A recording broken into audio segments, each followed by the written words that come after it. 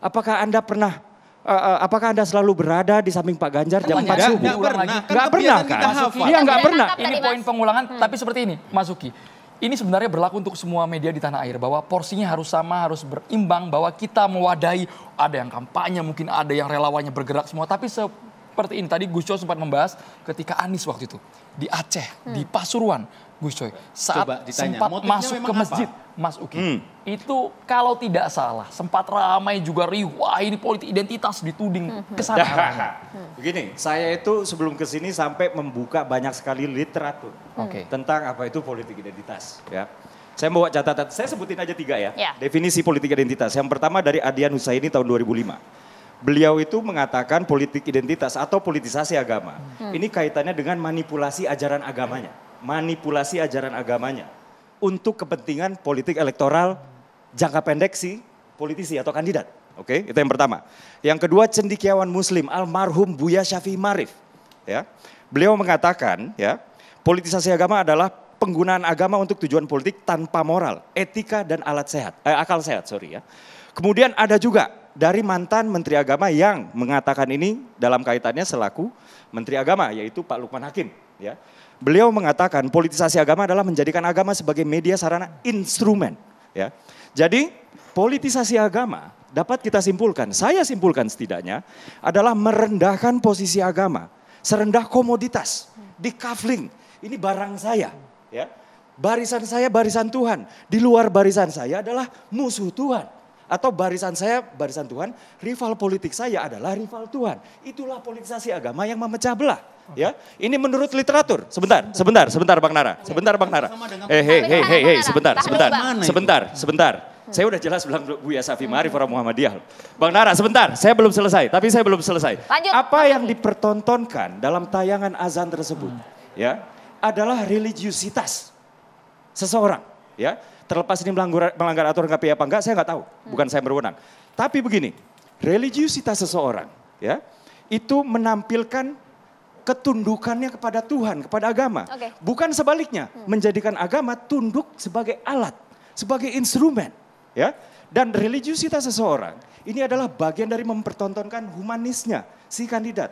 Ini sama levelnya dengan, ya, dia mempertontonkan bagaimana dia dengan keluarganya, dengan istri dan anaknya. Sah-sah saja artinya. Bagaimana dia, ya, dengan hobinya Pak Ganjar misalnya suka lari.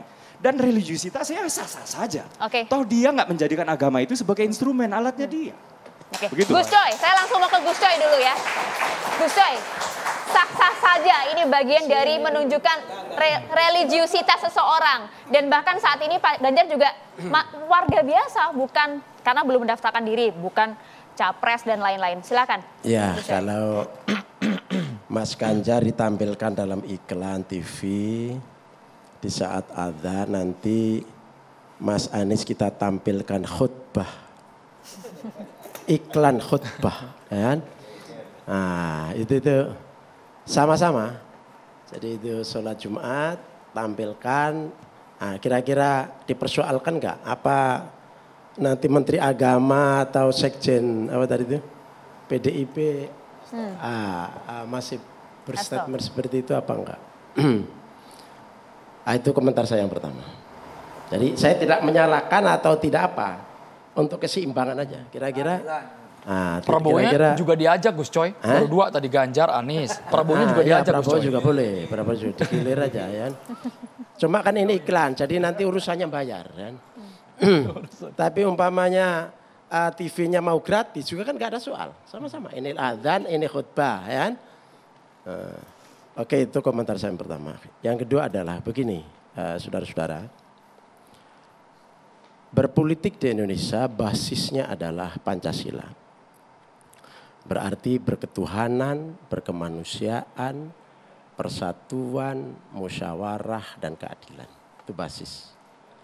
Nah, sila-sila yang ada di Pancasila sebagai basis kita berpolitik di Indonesia, itu mayoritas yang dipayungi atau yang berbasis Pancasila itu adalah mayoritas Muslim.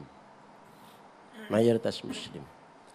Dalam politik, dalam teori dasarnya, di mana saja kita berpolitik, maka kita akan selalu mempertimbangkan basis kultural masyarakat di sebuah negara itu Kristen, Katolik, atau Islam.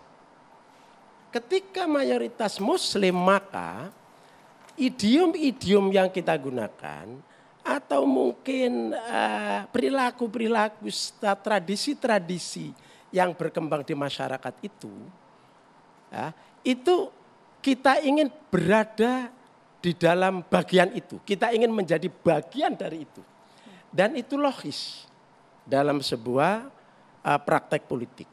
Karena di Indonesia itu mayoritas Muslim, maka politisi atau siapapun yang ingin jadi pemimpin ingin mendekatkan dirinya di situ. Adzan sebagai salah satu simbol penting, ya panggilan sholat. Ketika orang sholat, maka di situ adalah cermin kesolehan seseorang. Ingin didekatkan di situ. Orang yang dulu tidak pernah ziarah kubur, karena masyarakat Indonesia banyak ziarah kubur, maka kemudian dia ikut ziarah kubur. Di dalam ziarah kubur, nah nanti ketika dia tidak terbiasa, sebelumnya tidak terbiasa, kemudian karena dia mau jadi pemimpin, kemudian ingin dicitrakan menjadi bagian dari mayoritas Muslim itu, begitu, maka di situ akan kelihatan, tradisinya akan kelihatan. Misalnya ziarah kubur, di ziarah kubur itu ada etikanya, etika tidak boleh melangkai yang diziarahi, gitu kan? Tapi dulu ada salah satu tokoh calon wakil presiden atau presiden dulu, ketika ziarah ke Mbak Bisri Jombang itu kemudian rame di di medsos. Ya. Kalau yang Ganjar tapi sudah sesuai ya, Gus Coy? Ya sebentar, ini saya mau beri contoh aja. Okay. Kan? Itu ketahuan bahwa dia tidak pernah ziarah kubur, sehingga kemudian ketika ziarah kubur tidak punya etik. Gitu kan. Begitu juga kasus misalnya Mas Ganjar. Gitu kan. Mas Ganjar, saya tidak berpretensi untuk ini salah atau benar. Ini ada aturannya sendiri karena itu iklan, itu ada di TV, ya kan? Menggunakan ranah publik yang terbatas segala macam itu ada Bawaslu. Ini mereka yang akan melihat. Tapi dalam konteks saya, dalam konteks dia ingin mendekatkan kepada arus utama penduduk negeri ini, yaitu Muslim, maka itu kita anggap logis saja. Hanya di sini nanti akan ketahuan tradisi itu. Misalnya nggak ada yang salah wudhu tidak mewingkis bajunya, itu nggak ada yang salah. Cuma biasa saja, kebiasaan saja. Pada umumnya orang kalau wudhu berlengan panjang itu pasti diwingkis dulu, biasanya begitu. Ini soal kebiasaan paling tidak yang kita ketahui di lingkungan kaum santri, kan begitu kan? Nggak tahu kalau di lingkungan orang yang tidak Muslim, yang tidak santri kan juga banyak. Muslim abangan, ya kan? Tapi yang Muslim santri pasti ngetawain itu. Oh berarti itu tidak terbiasa, ya kan? Oh jadi ada hal yang memang biasa dilakukan, boleh dilakukan. Tetapi ada hal boleh tapi kurang pantas. Ini sepertinya Gus Coy hati-hati betul malah kan? Memilih kalimat demi kalimat. Ya, boleh mungkin dalam konteks aturan, boleh dalam konteks karena Bawaslu belum masuk, KPI belum masuk, tapi ada hal. Jadi istilah Kiai Yusuf Mansur itu mubah. Apalagi ditambah kita husnudzon, itu bagian dari niat baik. Ya sudah, tapi di dalam norma kita, tradisi kita, itu ada yang pantas, ada yang tidak. Ada yang elok, ada yang tidak. Ada yang ini kayaknya saru. Ini statement ini bukan karena koalisi perubahan untuk persatuan yang mengusung Anies Baswedan terusik karena konstituennya bisa diambil Ganjar Pranowo. Enggak ada urusannya dengan itu.